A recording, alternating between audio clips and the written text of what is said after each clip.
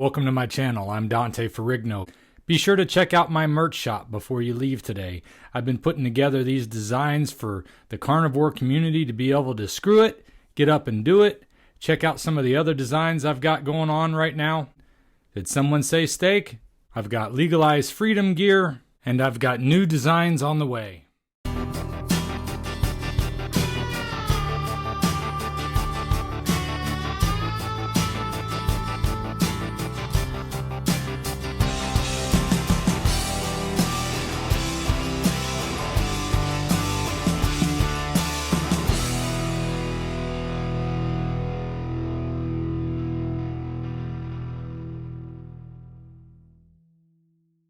Hey, there you are. Good morning. I thought we weren't going to make it today. I know I answered you kind of late. How you doing this morning? Pretty good. Good. Well, I guess there's no better way than just to kick it off. I'm here to hear your story. Introduce yourself first. Let them know who you are. My name's Will Oliver. I'm 46 years old, almost 47 later this month. And a few years ago, in December of 2019, I got a type 2 diabetes diagnosis from my doctor. And at that time, I weighed 345 pounds. And I had a lot of other health issues: sleep apnea, high blood pressure, really bad IBS. And I don't know what came over me. And in my character at the time, I was a very passive person and very just kind of go with the flow. And the doctor wanted to put me on like 3 different medications for my blood pressure and my diet, and metformin for the diabetes. And I just told him no. I told him I wasn't going to take any drugs. And I told him I had heard about people fixing these issues with diet and lifestyle, and I told him to give me 6 months to work on that, and I'd come back in and we'd retest my numbers, and if they hadn't improved, then I'd do whatever he wanted me to do. He didn't like that. He pushed back pretty hard about, why don't we go ahead and start the drugs and you do that, and then maybe we can take you back off of them later. And again, just something came over me, and I told him, no, you can write the prescriptions, but I'm not going to fill them. So that happened. I went home and didn't do a thing and felt sorry for myself for 2 months. But then I happened to be listening to a Joe Rogan podcast with Jordan Peterson on it. And it was a really small section of the podcast where Joe mentioned that Jordan had lost a lot of weight and was doing a beef, salt, and water diet. And my ears kind of perked up, and I listened to him talk about it. And, in addition to the weight loss, he mentioned several other things that just tick boxes for me. He talked about it helping with depression and anxiety and mental health. And at that time, again, I was a completely different person than I am now. And that was me. I mean, I was not clinically diagnosed and never so bad that I didn't manage to hold down my job, although I was probably just barely managing that and getting by, and even just doing that every day was taking every amount of willpower and energy I had, and I had nothing left, and then he started talking about his daughter, Mikhaila, and how it had dealt with her autoimmune conditions, which, again, I didn't have anything major, but I had several minor health things going on that I knew autoimmune was a component to them. I had had a case of shingles recently at that point. I had some psoriasis. I had dandruff. I had a little patch of skin where I was losing the pigment, maybe vitiligo, and again, when I had kind of doctor Googled and researched that, there was a lot of indication that had a autoimmune component to it. Mm. So I just thought, this sounds like what I should try. Not to mention the fact that for my entire life, I have gravitated towards meat and away from vegetables. Even as a kid, uh, I I can remember pretty young age. I don't know, maybe 10, asking my mom to teach me how to make like eggs and bacon, Yeah. so I could cook myself a hot breakfast instead of eating a bowl of cereal. Uh, I had in 2005 or 2006, I had done what I had heard Atkins was without actually buying Atkins' book or reading Right. anything about Atkins, and cut out a bunch of carbs. And it had had really great success in weight loss that year. But I was hungry all the time. And, even Atkins protocols are like, eventually you start adding other things back in and seeing how Right. you respond. And that's very easy to spiral out of control and then go back Yeah. to habits. Yeah. In 2006, when I did that, I had lost 80 some pounds, but then within a few years, I gained that and more back. And like I said, by 2019, I had ended up at 345 pounds. So anyway, February 20th of 2020, I started eating a carnivore diet, and I just jumped head first, full carnivore, Yeah. water and meat and eggs. And, I never did a strict lion diet like I know you do. But beef is mostly what I hate. I mean, Right. number two was probably eggs, and then bacon, and some fish, a little bit of cheese and dairy, but not a lot. Sometimes I can still get a little carried away with the dairy, and I see some of my like acne. I even have a few spots of it here Right. today come back. I just got to be careful with the dairy. But anyway, let's see. At 6 months, I had lost 100 pounds. At a year, I had lost 150 pounds. 13 months in, I was less than 50% of my original body weight when I started the diet, and weighed less than I had when I graduated high school at 45 years old. I mean, it was life changing. You told me that our stories were very similar. I couldn't believe that some of the dates even lined up with the dieting. 2006, 2007 was when I did my earlier one, and then just a year behind you on the carnivore diet. Yeah, I think I made that comment on your video when you were talking about some of your gut issues. You had said that kind of got what got you started on the diet. Mine was more the diabetes, but I didn't even realize coming into the diet how much of my digestive issues were all just based on my diet, Yeah. because it is so night and day difference when I'm on carnivore, and it's just gone. I mean, uh, uh, so yeah, my sleep apnea, I don't have to use a CPAP machine anymore. And I had it really badly when I first got my sleep test. I was waking up 30 times a minute while I was sleeping, having Hmm. 30 events a minute anyway. And I, even with the CPAP then, I never felt good. Even when I woke up in the morning, I never felt like I was getting fully rested, no matter how short or long I slept. Right.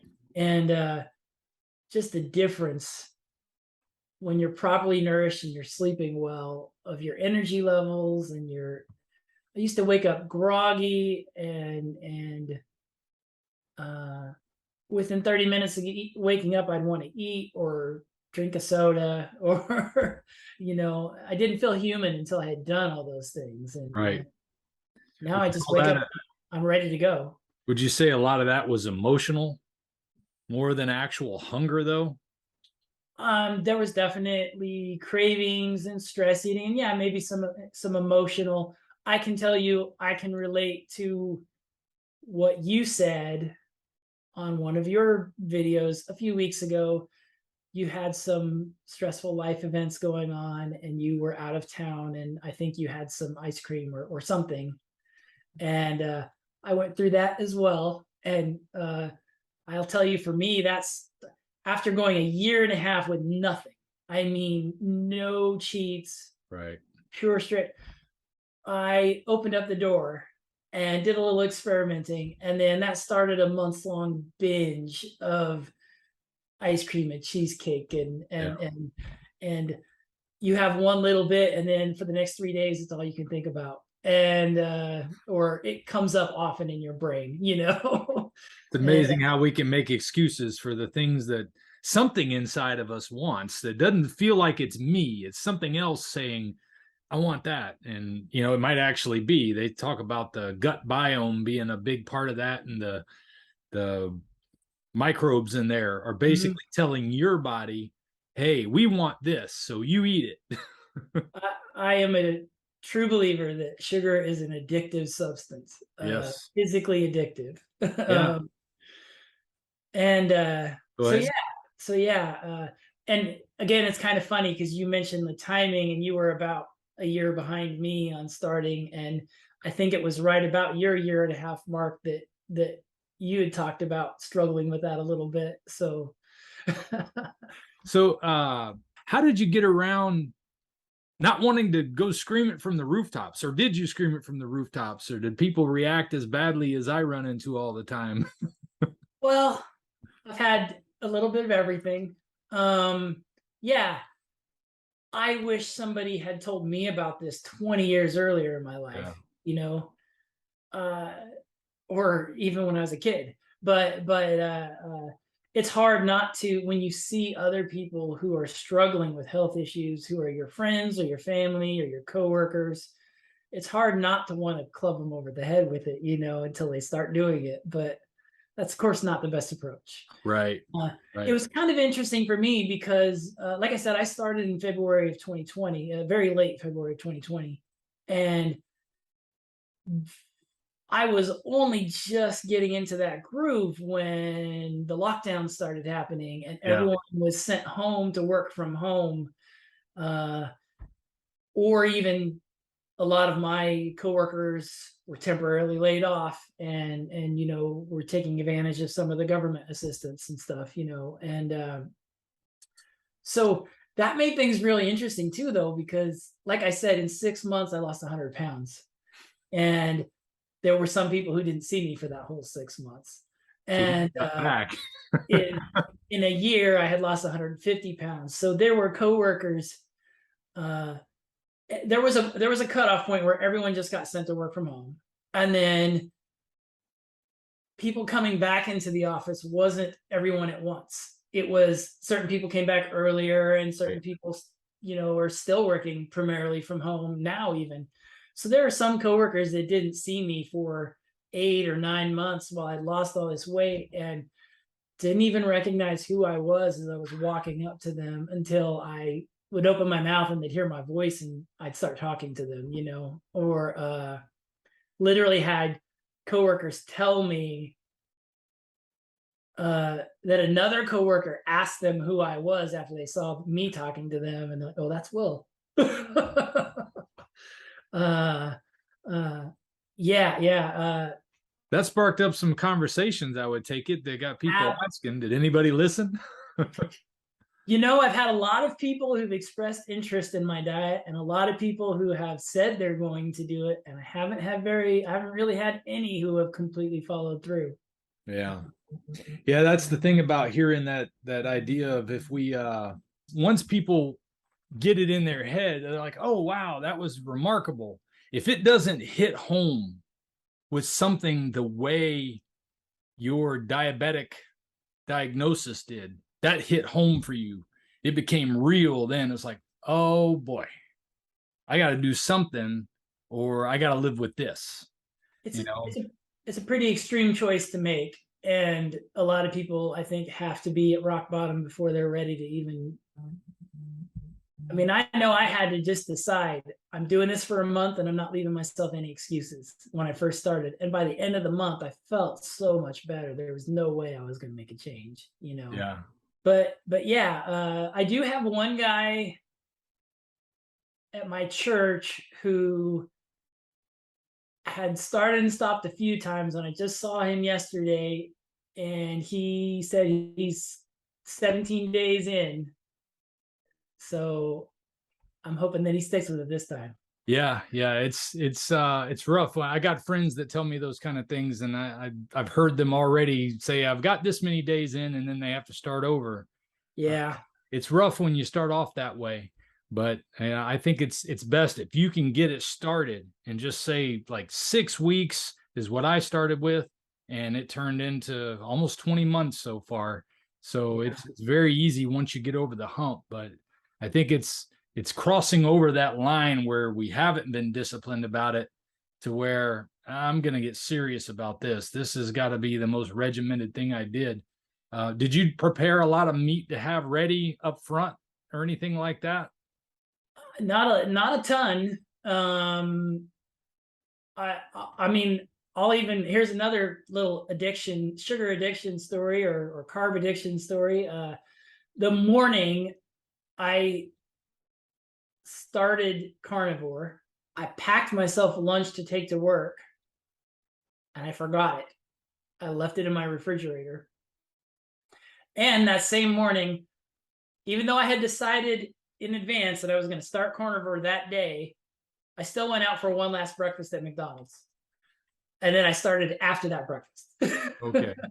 You know, like you said, your brain just has ways of convincing yourself to feed that addiction. And Yeah.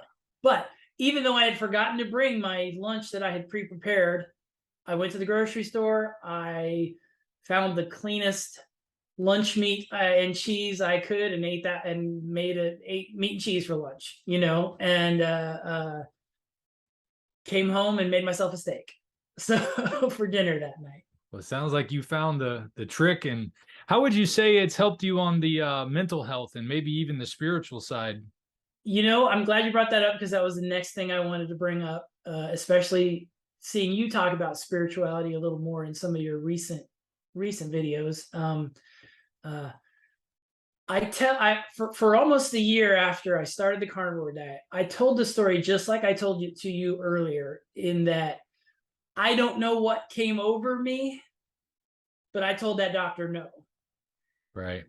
And clearing away all the mental fog and the depression and the negative self-talk and things that were going on in my brain, I honestly believe that that's something that came over me. That was God. That was the Holy Yeah. Spirit nudging me in the right direction.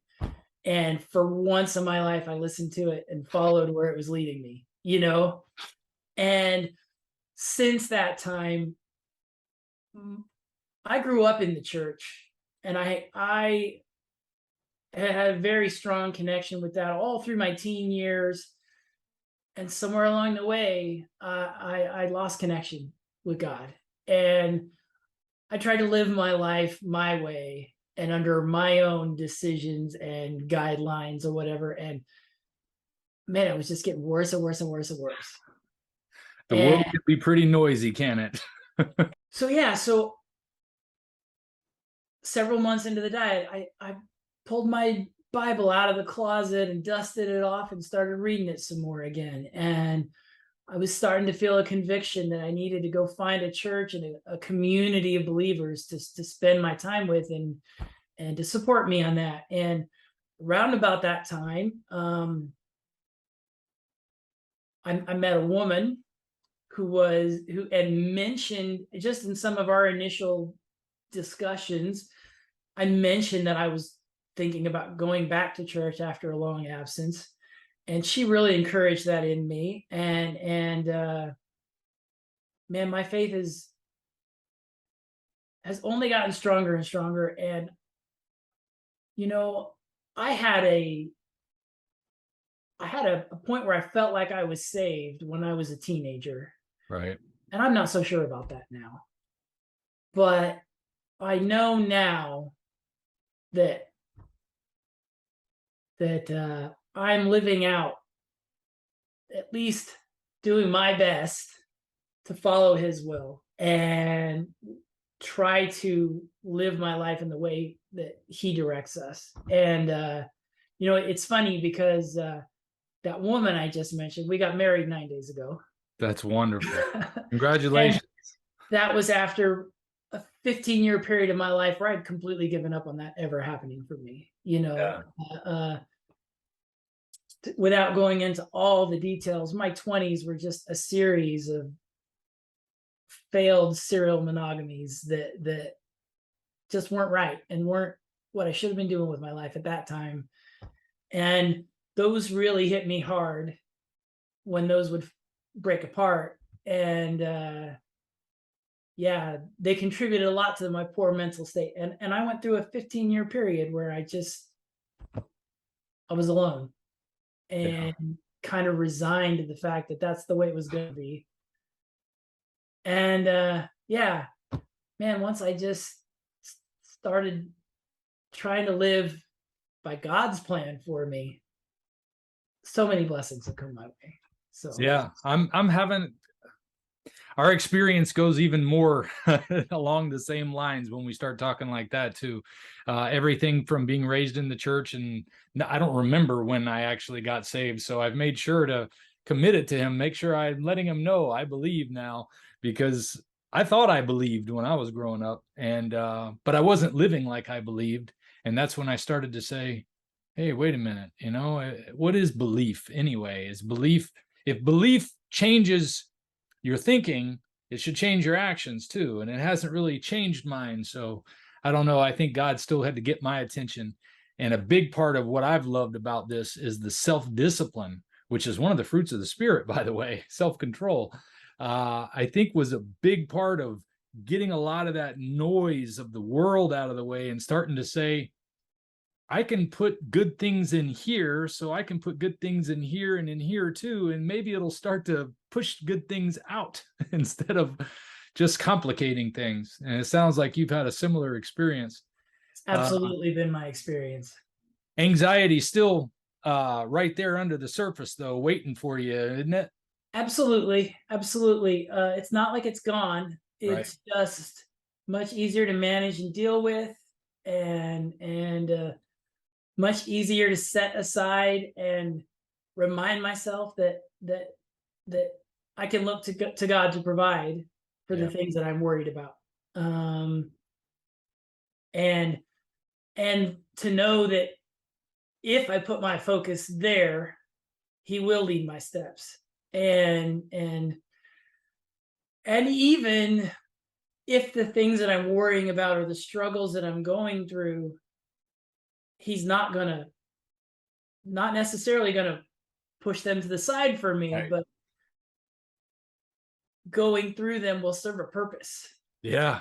And it will grow my character in some way, or make me learn something that I need to learn to further sanctify me and conform me to Christ. Yeah, absolutely. Yeah, it doesn't get easy just because you join the team. That's when you got to learn to deal with the storm. And I see exactly what you're saying. And I find that is a motivator for me when I don't feel like getting up to exercise first thing in the morning, when I don't feel like sticking to a routine I'm trying to set for myself. I have to shut all that old noise out that keeps trying to tell me to go down that same old dumb path so that I don't get off track like that. So I can totally relate to that. And I'm glad you've had such a great experience. And I think you sharing your experience here is going to certainly help others, because my experience, I can't believe how much sharing it on YouTube has made a difference to so many people. So to be able to have you come and join me is such a blessing, because now we can amplify that message of how you can not only get the appearance that you're looking for or get the feeling that you're looking for, but also have that reality where you're able to face those difficulties and see them as an opportunity now, even when they scare the heck out of you sometimes. But if you can stop and just be thankful for what has already happened, and you look back and you see how he's delivered you over and over, and realize this is just another mountain that he's going to throw out of the way, and I'm going to look back and say, what happened? As long as I can face it with the right attitude and the right approach, and that self-discipline that comes from doing what you're supposed to do every day. So sounds like you've had the same experience. And I'm just hoping that this is going to really help a lot of other people. Is there anything else you'd like to add? I don't even know if you've done anything on YouTube before, if you've shared any type of video like this.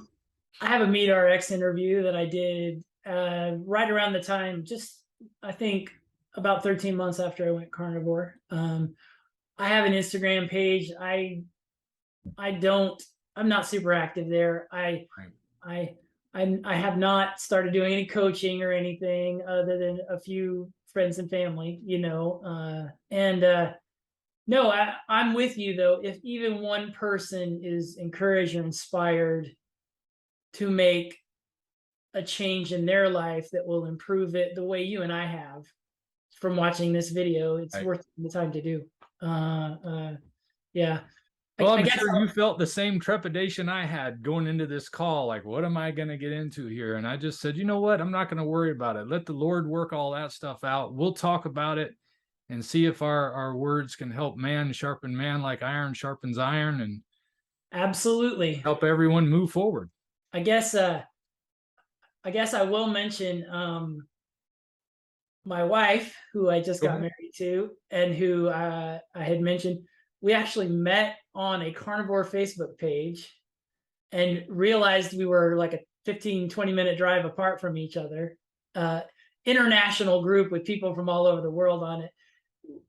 We started chatting because I happened to post a picture of my driver's license, an old driver's license I had found from when I was 22 years old.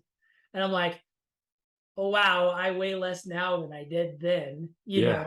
And she saw that it was the same state, and we started chatting a bit, and we actually found a few other people in the group who were in our area, and we tried to do a meetup, and only like 4 people were gonna be able to come, and then one backed out, and then another one backed out, so it was just the 2 of us. Like, oh, we're still gonna go have a steak. So that's kind of how we met. So I have carnivore to thank for that as well. And apparently we got to be careful how we beat up on social media, because at the same time it helped that to happen. And by the way, Katie and I met through Facebook as well. That's why I have a hard time just totally cutting it off, because those connections to other people are great. I have some issues with the way they run the platform. We've talked about just setting it down more than once, and in fact, just last week, they decided to determine that my wife was ineligible to use Facebook, so she has been disabled permanently. Well, when that happens, I'll take it as a badge of honor. Yeah. But yeah, like I say, I try to use the things that are available for us and say, hey, how can we make this good? I know social media has some detrimental sides to it, but I think we're using it for the best way right now. If we can try to help lift people up and encourage others to take control of their life and get their health under control, especially in these times when health is right at the forefront of everything that's going on right now. Absolutely. It's going to make us all better. And I'm really glad you had some time to come and talk to me today and share this with everybody here. But I just wanted to say thank you for responding to the call and for being willing to come on with me. If you have anything else, I'll give you the last word. Oh, well, just thank you for doing all your videos. And I know it's definitely feels thankless at times, but there are those of us out there that enjoy them. And, no matter how long I've been doing this and how much I know it's right for me, it never hurts to see other people who are having success and who have such similar stories and timelines and everything, and that you can really relate to and know that you're not in it alone. It makes a difference. Well, I appreciate that, and I will keep it going. Thank you, brother. I appreciate you coming and sitting and talking with me. We'll see you next time. See you. If we pay extra, could we maybe get some grease or fat? I'm going to keep going now for a second, because I hated the way my last call ended, and I'm not going to probably include this in the interview. I just wanted to be able to end it without it being just boom and we were done. But I appreciate it. I really do. Thank you for coming and talking to me today, and hopefully we can talk again sometime. Yeah, that'd be fine. All right, buddy. Well, it was good to talk to you. I hope you have a great rest of your day and You hang in too. there.